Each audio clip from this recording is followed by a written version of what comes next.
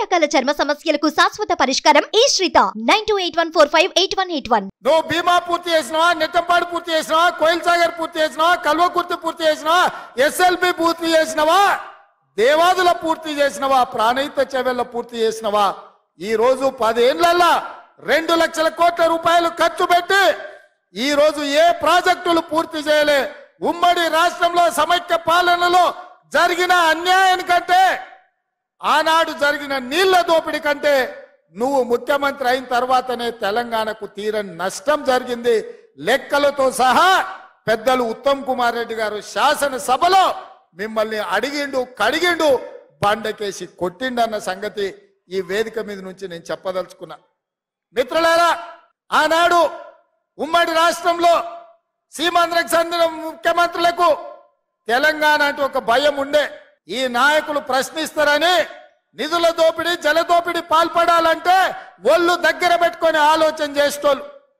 ఆ రోజు వాళ్ళు చేయనంత బరితెగింపు నువ్వు ఆ పక్కన జగన్మోహన్ రెడ్డి గారు పోతిరెడ్డి పాడు కావచ్చు, రాయలసీమ లిస్టు కావచ్చు, ముచ్చుమరి కావచ్చు, మాల్యాల కావచ్చు, రోజుకు 12 టీఎంసీల నీళ్లు రాయలసీమకు తరలించకపోతుంటే జగన్మోహన్ రెడ్డి గారిని ప్రగతి భవన్ కు పిలిచి పంచభక్ష పరమాణాల భోజనం పెట్టినవు. 203 జీవో ద్వారా రాయలసీమను రతనాల సీమ చేస్తా అని చెప్పినావు.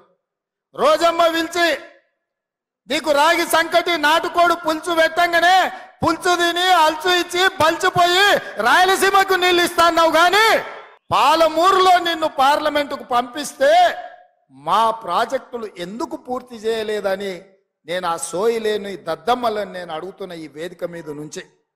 మేం చేసిన నేరమేంది?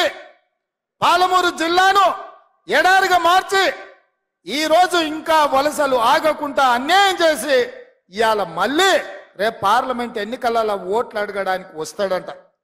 నేను అడుగుతున్న చంద్రశేఖర్ రావును, ఈ 10 ఏళ్లలో మా జిల్లా పేరులో, మా జిల్లా అభివృద్ధి ముసుగులో వేలాది కోట్ల రూపాయలు కాంట్రాక్టర్లకు ఇచ్చి కమిషన్లు కొట్టి పాలమూరును ఎండబెట్టినావు. కొడంగల్ ఎడారిగా మారింది, వలసలు ఆగలేదు. ఇవాళ మేము ఓట్లు అడగాలంటే కొడంగల్ కాదు పూనా పోవాల్సి వస్తుంది. ఎందుకు మా లంబాడి సోదరులు తండాలు వదిలి పూనా, బొంబాయి ప్రాంతాలలో నివసిస్తున్నారంటే ఈ ప్రాంతం ఎడారిగా ఉంది కాబట్టి మా బిడ్డలు ఇవాళ వలస పోతున్నారు. అందుకే నేను చెప్పిన, మీరు నాటిన మొక్క ఇవాళ పెద్దదైంది, వృక్షమైంది, రాష్ట్రానికి నీడిచ్చే పరిస్థితి వచ్చింది. మీరు ఆదరించి అత్యధిక మెజారిటీతో గెలిపించండి.